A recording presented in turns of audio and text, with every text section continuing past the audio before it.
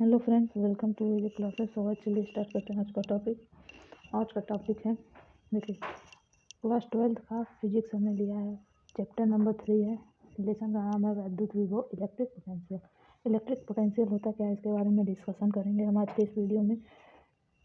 देखिए, electric potential होता क्या है, उसके अंदर आपको फर्स्ट टॉपिक मिला है। फर्स्ट पॉइंट है कि वैद्युत विभवांतर तथा वैद्युत विभव, मतलब electric potential difference and electric potential होता क्या है, इसके बारे में हम लोग डिस्कशन करेंगे।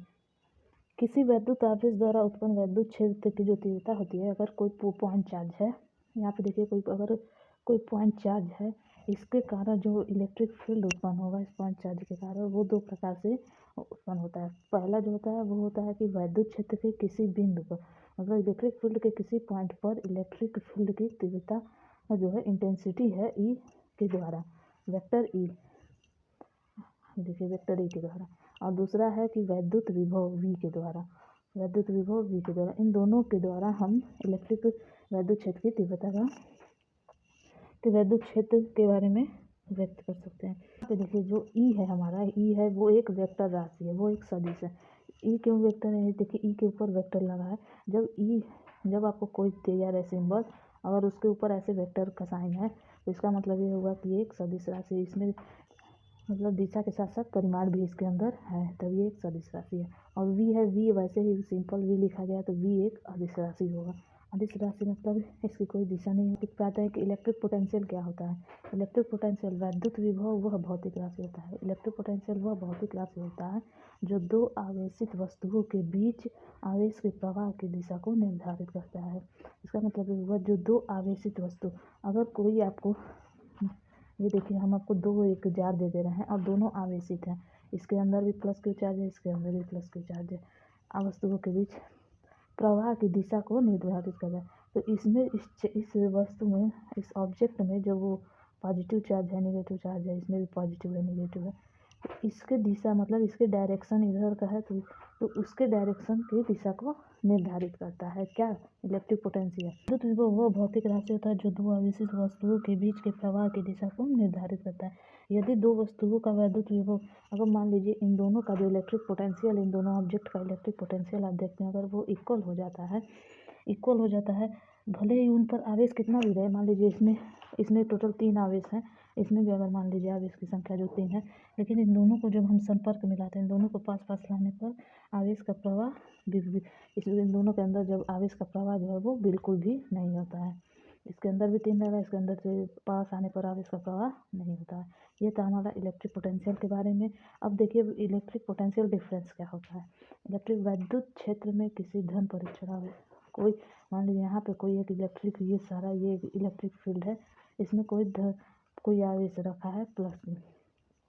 अब धन परीक्षण आवेश को एक बिंदु से, अब यहाँ पे इसी के दिशा में कोई और परीक्षण आवेश मान लीजिए प्लस Q0 यहाँ पे है, और उन दूसरों के बीच तक ले जाने में किया गया कार्य, यहाँ से और यहाँ तक जो ले जाने में हमें वर्क करना पड़ा, कोई इलेक्ट्रिक फील्ड है, उसमें कोई प्लस Q चार्ज है, ऐसे सादा इलेक्ट्रिक फील्ड है, इसमें कोई प्लस Q चार्ज है, और इन दोनों के बीच यहाँ से यहाँ तक लाने में जो हमें वर्क करना पड़ेगा, धन परीक्षण, उन बिंदुओं के बीच का विभवांतर करते हैं। मतलब यहाँ से यहाँ तक अगर आप लाए हैं, तो यहाँ तक लाने में जो आपको वर्क लगेगा वो, और उनके बीच के उन बिंदुओं के बीच का विभवांतर करते हैं। कि मान लेते हैं अगर कोई प्लस Q एक धन आवेश है, यहाँ पे कोई प्लस Q धन आवेश है, जिसके कारण उसके चारों ओर एक इलेक्ट्रिक फील्ड हो जा रहा है। अब इस प्लस Q चार्ज के कारण इधर ये पूरा जो है इलेक्ट्रिक फील्ड में आ गया है।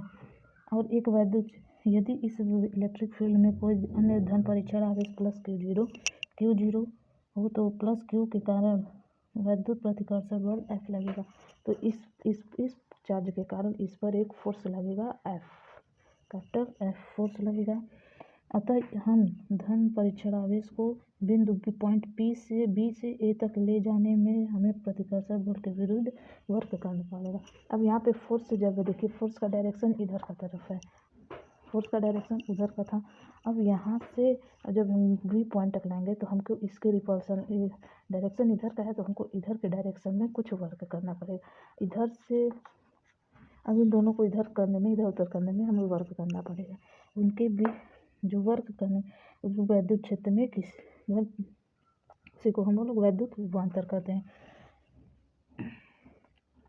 अगर हम मान लेते हैं कि ये जो धन परीक्षण आवेश है, अगर धन परीक्षण आवेश Q0 है, Q0 को पॉइंट B से पॉइंट A तक ले जाने में किया गया वर्क, इसको B से A तक जब हम ले गए हैं तो इनको करने में जो वर्क लगा है वो W है।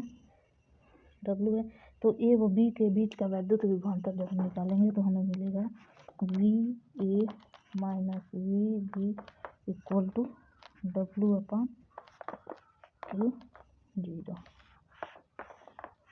ये हमें इलेक्ट्रिक पोटेंशियल डिफरेंस का फार्मूला मिल गया। देखिए फार्मूले से अगर डिफिनीशन को बताना चाहते हैं तो ऐसे बता सकते हैं कि इलेक्ट्रिक फील्ड में किसी धन परीक्षण आवेश को एक बिंदु से दूसरे बिंदु तक ले जाने में, पॉइंट ए से पॉइंट बी तक ले जाने में जो वर्क करना पड़ेगा वो धन परीक्षण आवेश के मान के निष्पत्ति को उन दो बिंदुओं के बीच का विभवांतर कहते हैं।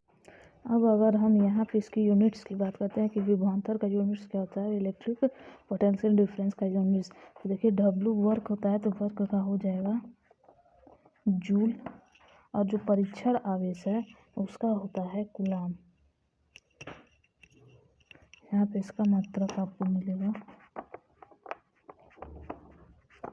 कूलाम, जूल प्रति coulomb, electric potential difference joule प्रति कूलाम, और जूल प्रति कूलाम को हम लिख सकते हैं वोल्ट।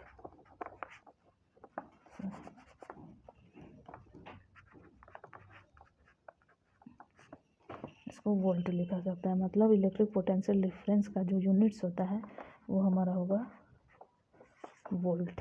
ये था हमारा इलेक्ट्रिक पोटेंशियल। सो गाइस आज के लिए इतना ही, कल फिर मिलते हैं एक नई टॉपिक के साथ। अगर गाइस आपको कहीं भी कोई दिक्कत हुआ, कोई पॉइंट ना समझ में आता तो हमें बेझिझक कमेंट बॉक्स में पूछ सकते हैं।